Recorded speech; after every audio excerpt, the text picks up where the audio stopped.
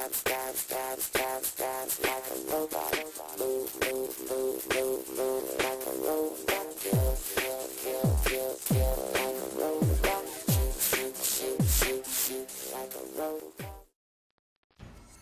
there everyone, this is Zane-Destiny again, this time with another review on the PlayArts Kai Halo Master Chief Envisioned by Square Enix.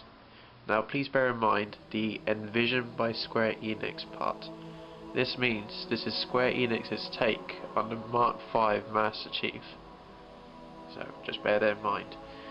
And as you can see, it's retailed at a Forbidden Planet price of £55.99 sterling. Okay, if we turn the box to the left, we see the figure logo, along with at the top, 10 years of Halo. Can't believe so much time has gone already. And to the back we get quite a few splash photos of cool little poses.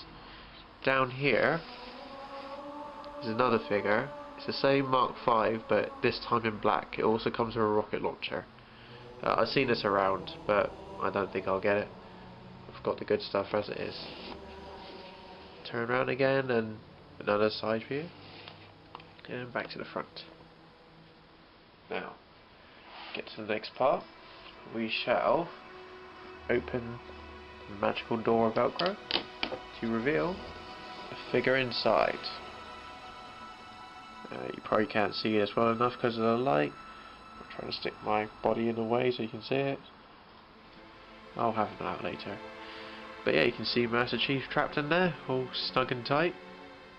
And to the left, the inside of the door, we get a little bio of, well, a little bio of Master Chief, a description of the Minolio Mark V, and about the pistol and the assault rifle, and other little tidbits. So for you Halo nuts out there, you're going to get more than what you expect, I'd say.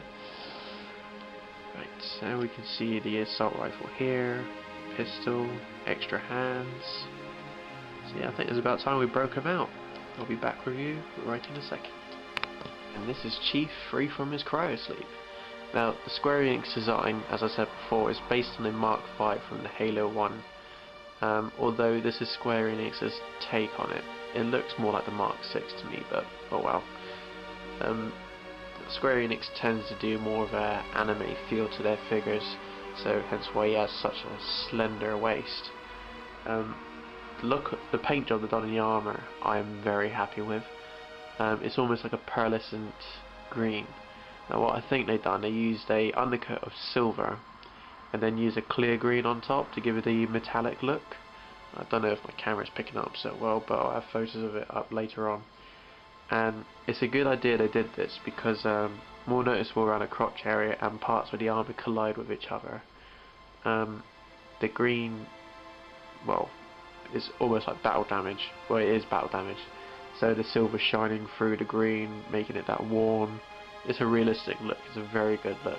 That detail is very nice. They also used the pearlescent, much like the McFarlane figures, in the visor, the pearlescent gold orangey colour.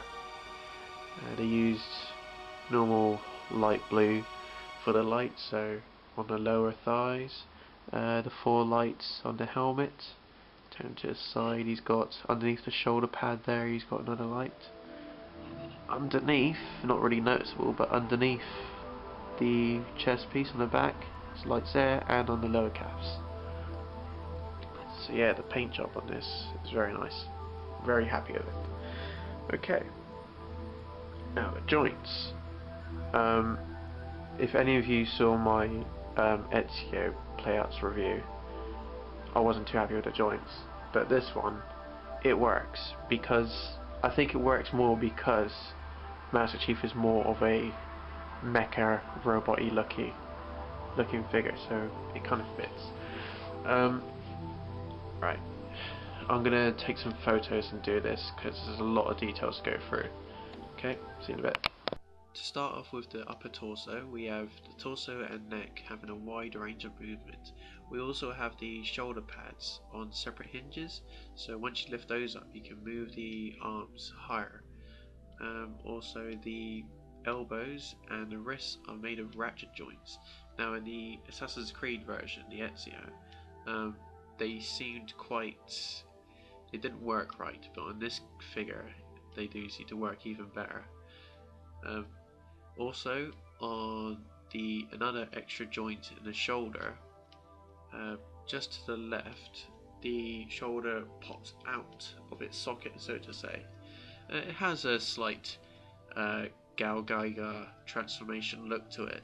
The actual shoulder comes out of the torso, so you can actually reach his arms to the front. This allows for more poses or to handle his weapons even better. Now to the lower body, we can see Master Chief doing a leg thrust. You can see his knees are also ratchet joint, as well as the feet. A close-up shot, you can see that there is this little detail as the knee bends that you can see like a green armor piece fold out.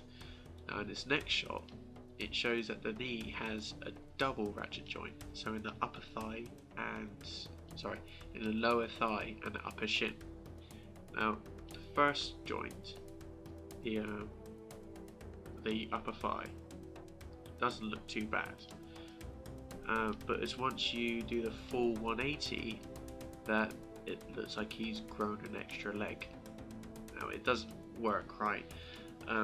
There's been a lot of complaints about this. It's probably the biggest downfall of the kit because it looks totally unrealistic, but only use this joint if the leg's in the background. So if you're doing a crouching shot with him, use this leg as a leg that won't be seen. So it will have its stability, it will have its range of movement, but you won't be able to see it.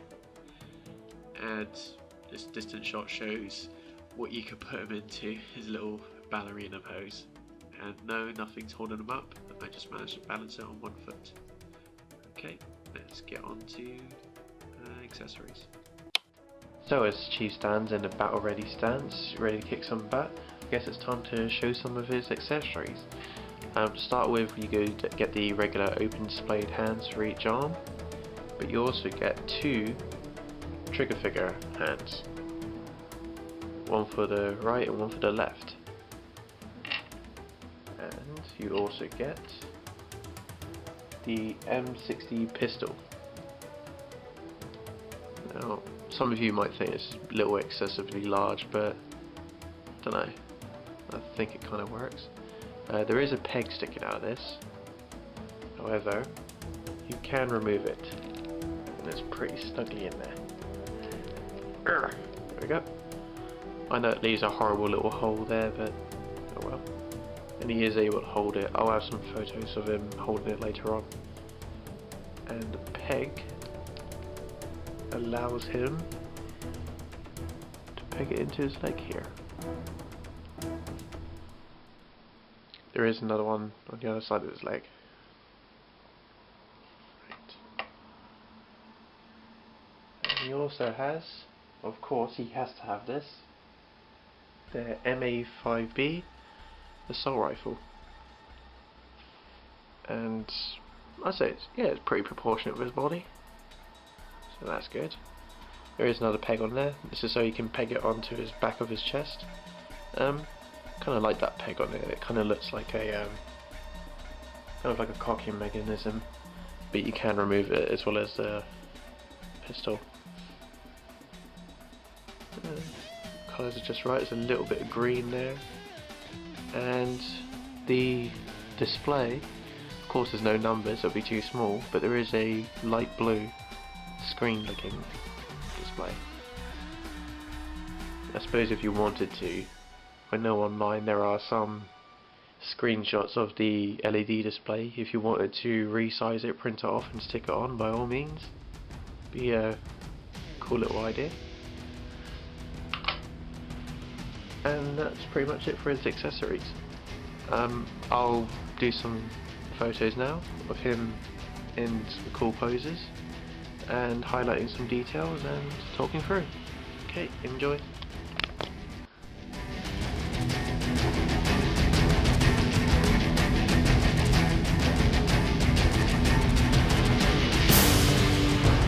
Quick little mention.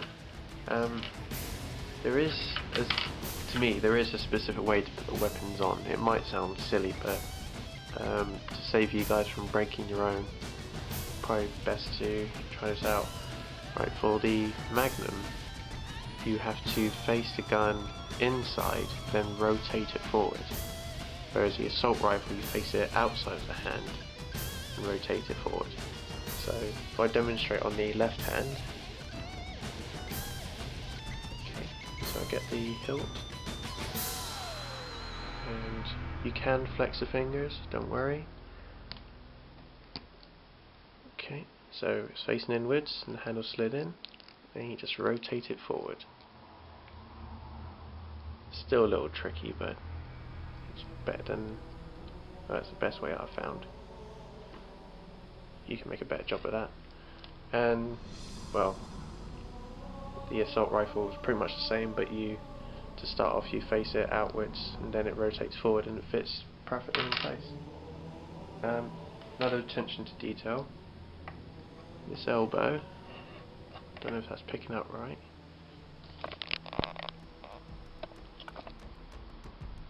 But the under armour in the elbow has like a little gimmick. You can move this elbow joint to cover up the ball joint that's underneath. So that's nice to have. So if you've got his elbow bent 90 degrees, pull that down, hey presto, it's covered. And that just sinks into the armour. Okay, enjoy the photos.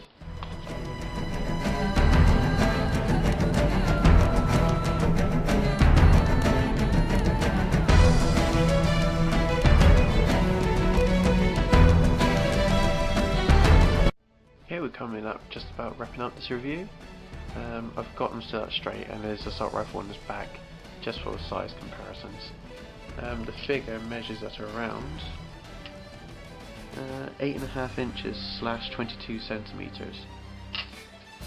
Okay, and for a size comparison, let's compare him to one of the old McFarlane figures. My little chief. It's roughly about double the size. Let's test his fury with my armless Mark V. Okay, maybe a little bit shorter than double, but still. You can see the massive detail difference. I know this is smaller, but look at the dull paint job, look at the shiny paint job. I mean, even this one's visor's popping out, so this is enough. Let's compare him to another one of my figures, another PlayArts Kai.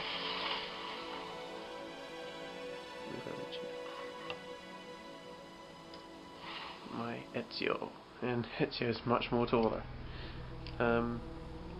Guessing this chief is like 1/8 scale, and this is most like 1/6. I'm guessing. I could be totally wrong, who knows. But yeah, oh, if any of you are wondering, the Ezio didn't come with an action base. I have Final Fantasy PlayArts figures, and they all came with action bases, but they don't really need them. So I loaned one to Ezio. Might do something similar with Chief, depending on what pose I put him in. Okay, that's it for size comparisons.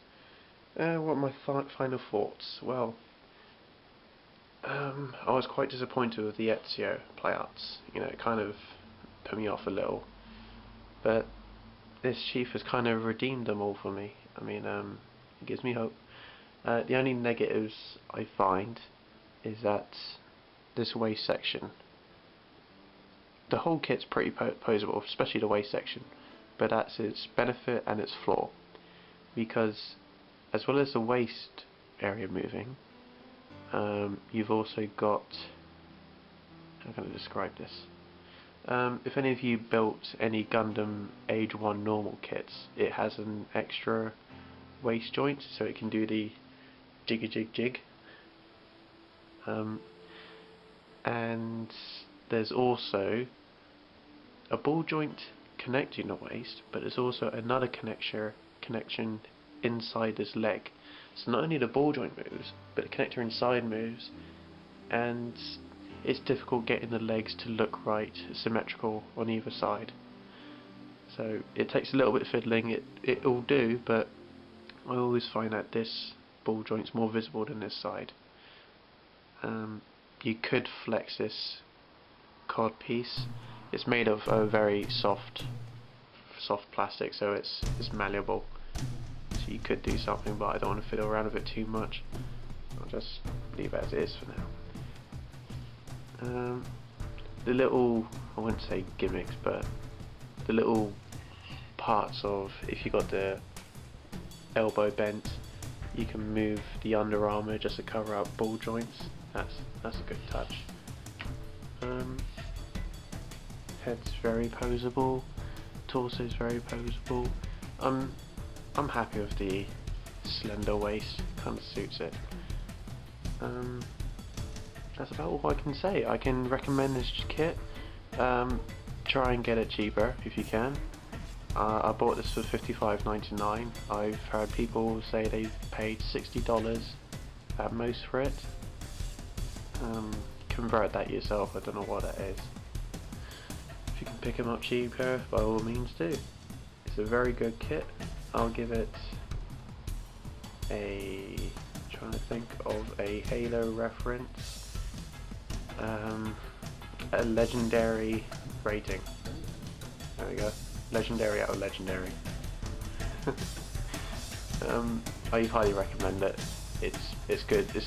It's not exact look for Mark V Chief, but it's good to have. I highly recommend it. That's my phone again. Loved. So yeah, hope you enjoyed this review. Hope you stick around and watch some others, and have fun. Okay, take care all. Bye. Big Chief shows Little Chief his ballerina moves. Well, that's pretty stable. Okay, maybe not.